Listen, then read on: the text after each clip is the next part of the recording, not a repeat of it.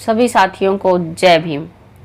हक की आवाज़ कीर्ति विद्रोही बोल रही हूँ। साथियों, आज हम बांद्रा मुंबई के म्यूनिसिपल हॉल में 28 अगस्त 1937 को बाबा साहब डॉक्टर भीमराव अंबेडकर जी की अध्यक्षता में अस्पृश्य वर्ग की एक बड़ी सार्वजनिक सभा हुई, जिसमें कुछ प्रस्ताव पारित किए गए। आज उन्हीं प्रस्तावों में से पहले प्रस्ताव पर हम विचार करेंगे। साथियों, पहला प्रस्ताव मुंबई इलाका महार परिषद के प्रस्ताव के अनुसार हमारे भाई बहन हिंदू धर्म के त्योहार, व्रत आदि धार्मिक विधियों और उपवास आदि धार्मिक आचारों का पालन ना करें। बाबा साहब कहते हैं, मैं इस सभा में आने वाला नहीं था, लेकिन फिर मुझे पता चला कि यहाँ पुरानी पद्धति से चिपके रहने वाले कुछ लोग हैं। वे महार परिषद द्वारा पारित किए गए धर्मांतरण के प्रस्ताव को पूरी तरह से अमल में नहीं लाते। ऐसे लोगों के मन में उठने वाली आशंकाओं को दूर करने के लिए मैं यहाँ आया हूँ। हालांकि महार जाति के बहुत कम लोग हैं जो अभी भी पुरानी परंपरा से चिपके हुए हैं, ऐसा मैंने सुना है।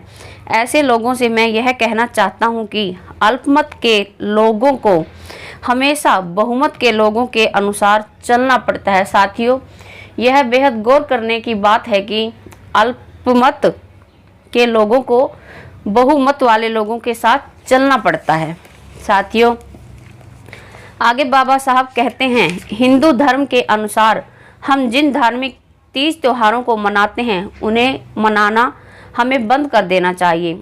आज इन्हें छोड़ देने के कारण मैं बताने जा रहा हूँ वह थोड़ा अलग है। कुछ विधियाँ बिल्कुल अजलूल होती हैं। उदा लोग शंकर भगवान के नाम से सोमवार का व्रत करते हैं और शंकर की कई तरीकों से पूजा करते हैं, लेकिन क्या कभी किसी ने सोचा है कि असल में शंकर की पिंडी है क्या? वह और कुछ नहीं, पुरुष स्त्री के संभोग की क्रिया की प्रतिमा है।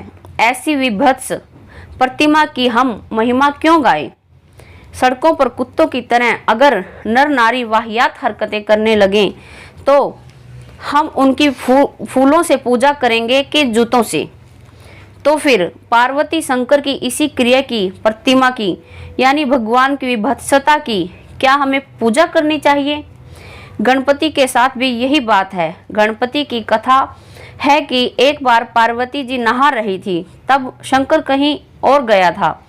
तब नहाते समय कोई व्यवधान न आए, इसलिए पार्वती ने अपने बदन का मैल उतारकर उससे रक्षणकर्ता गणपति को बनाया। सो मैल से उत्पन्न अमंगल को भगवान कैसे माना जाए? लेकिन हिंदू धर्म के भगवान बड़े विचित्र हैं, इसलिए ईमानदारी से मुझे लगता है कि उनकी पूजा नहीं की जानी चाहिए। आगे बाबा साहब एक और उदाहरण देते हैं। तीसरी बात है दत्तात्रेय की।